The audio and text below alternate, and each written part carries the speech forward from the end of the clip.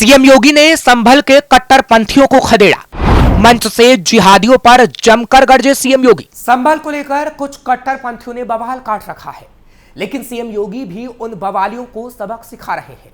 और अब तो सीएम योगी ने मंच से खुलेआम मोर्चा खोल दिया है और संभल के लिए कुछ ऐसा कह डाला है कि अब कट्टरपंथी बवाल काटने से पहले 100 बार सोचेंगे। नमस्कार, कैपिटल टीवी देख रहे हैं आप। मैं हूं आपके साथ हर्ष भारद्वाज। संभल मामले पर बोलते हुए उत्तर प्रदेश के सीएम योगी आदित्यनाथ ने बड़ा बयान दिया है। एक कार्यक्रम में बोलते हुए सीएम योगी ने कहा कि मैं योगी हूं और हर संप्रदाय और धर्म का सम्मान करता हूं, लेकिन कोई जबरन किसी जगह पर कब्जा करे और किसी की आस्था को खत्म करे, यह स्वीकार्य नहीं है। उन्होंने कहा कि संभल में 68 तीर्थ स्थल थे और अब हम केवल 18 ही खोज पाए हैं। अभी हाल ही में संभल में 56 साल बाद एक शिव मंदिर में जलाभिषेक किया गया। संभल के इतिहास को हर बार छिपाने की कोशिश की गई, लेकिन अब ऐसा नहीं होगा। इंटरव्यू में सीएम योगी आदित्यनाथ ने आगे कहा कि हाल ही में भारत में गणतंत्र दिवस पर इंडोनेशिया के राष्ट्रपति ने कहा था कि जब उनका डीएनए टेस्ट होगा तो वो भारत का होगा। जो लोग भारत के संसाधनों का दुरुपयोग कर रहे हैं, उन्हें पहले अपना डीएनए टेस्ट करवाना चाहिए। विदेशी आक्रांताओं का गुणगान करना बंद किया जाए, क्योंकि जब संभल जैसी सच्चाई सामने आएगी तो उसमें से कोई भी कहीं भी मुंह दिखाने लायक नहीं बचेगा। सीएम योगी ने कट्टरपंथियों की बोलती की बंद। मुख्यमंत्री ने कहा कि संभल में हरि विष्णु के मंदिर को तोड़ा गया, ये एक सच्चाई है। मुख्यमंत्री ने कहा कि संभल का जिक्र 5000 वर्ष पहले ही पुराणों में किया जा चुका है। इस धरती पर भगवान विष्णु का 10वां अवतार होगा। उन्होंने आगे कहा कि अगर कोई जबरन आस्था को रौंदेगा तो ये कतई स्वीकार नहीं होगा। मुख्यमंत्री ने कहा कि इस्लाम कुछ 1400 साल पहले ही आया। उससे पहले यानी 3500 वर्ष पहले संभल में हमने देखा कि कैसे सनातन के तार जुड़े हुए थे। 1526 में संभल में हरि मंदिर को तोड़ा गया। उसके बाद 1528 में अयोध्या राम मंदिर को तोड़ा गया। दोनों मंदिरों को मीर बांकी ने तोड़ा था। संभल का एक अलग पौराणिक महत्व रहा है। वहां 68 तीर्थ स्थल थे, अभी 18 ही निकल पाए हैं। 19 कूप थे जिससे हमने खोज निकाला है। हम हमारी एक भी इंच जमीन किसी को नहीं लेने देंगे। मथुरा वृंदावन के लिए भी सीएम योगी ने कही बड़ी बात। मुख्यमंत्री ने आगे बोलते हुए कहा कि 56 वर्ष बाद संभल के मंदिर में शिव के जलाभिषेक का काम हुआ। मुख्यमंत्री ने विपक्ष पर हमला बोला और कहा कि क्या कर रहे थे वहां तुम? ठेका लिए थे समाज को जाति के नाम पर बांटने का। हमारे पुराणों को तो पहले पढ़ लो, बाद में मुझसे शास्त्रार्थ भी कर ले। इस दौरान मुख्यमंत्री ने एक सवाल का जवाब देते हुए कहा कि अयोध्या काशी के बाद बजट में हमने मथुरा वृंदावन के लिए भी प्रावधान को शुरू कर दिया है। काम भी शुरू हो रहा है। मुख्यमंत्री ने कहा कि जब अवसर मिले तो चूकना नहीं चाहिए। यूपी विधानसभा में भी जमकर बोले थे सीएम योगी। दरअसल पिछले दिनों उत्तर प्रदेश विधानसभा में संभल हिंसा को लेकर चर्चा की जा रही थी। विपक्षी सदस्यों ने सरकार पर हिंसा की घटनाओं को लेकर निशाना साधा था। विपक्ष के आरोपों पर उत्तर प्रदेश के मुख्यमंत्री योगी आदित्यनाथ ने कहा था कि मुस्लिम पर्व त्योहार के जुलूस हिंदू इलाके से निकल सकते हैं, तो हिंदू पर्व त्योहार के जुलूस मुस्लिम इलाके से क्यों नहीं निकल सकते? आपकी राजनीति हमेशा बांटने और काटने की रही है। यानी वो समाजवादी पार्टी पर हमला बोल रहे थे, इसलिए हमने कहा ना बटेंगे ना कटेंगे। वहीं सीएम ने कहा था कि एनसीआरबी के आंकड़े बताते हैं कि 2017 में अब तक यूपी में सांप्रदायिक दंगों में 95% की कमी आई है। यूपी में 2017 से अब तक दंगे नहीं हुए। सपा शासन में 192 लोगों की मौत दंगों के दौरान हो गई थी। जय श्री राम कहां से सांप्रदायिक नारा हो गया?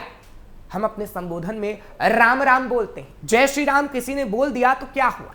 ये चिढ़ाने के लिए नहीं बोला गया। यानी संभल को लेकर, दंगे को लेकर तो योगी बोल ही रहे थे, लेकिन समाजवादी पार्टी पर भी योगी जमकर निशाना साध रहे थे। सीएम योगी ने बताया संभल का सच। सीएम योगी ने संभल को लेकर कई सच भी विधानसभा में बताए थे।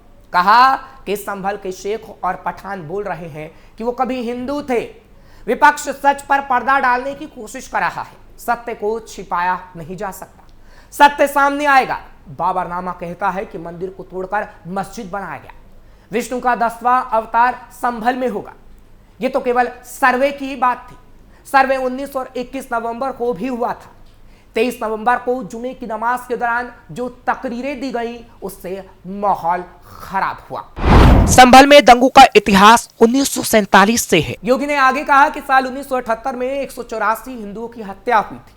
उन्हें सामूहिक रूप से जलाया गया था। संभल में माहौल खराब किया गया। संभल में दंगों का इतिहास 1947 से है। 1948, 1958, 1962, 1978 में दंगे हुए। 1978 में 184 हिंदुओं को दंगे में जिंदा जला दिया गया। विपक्ष इस सच को स्वीकार नहीं करेगा। 1980 में फिर से दंगा हुआ।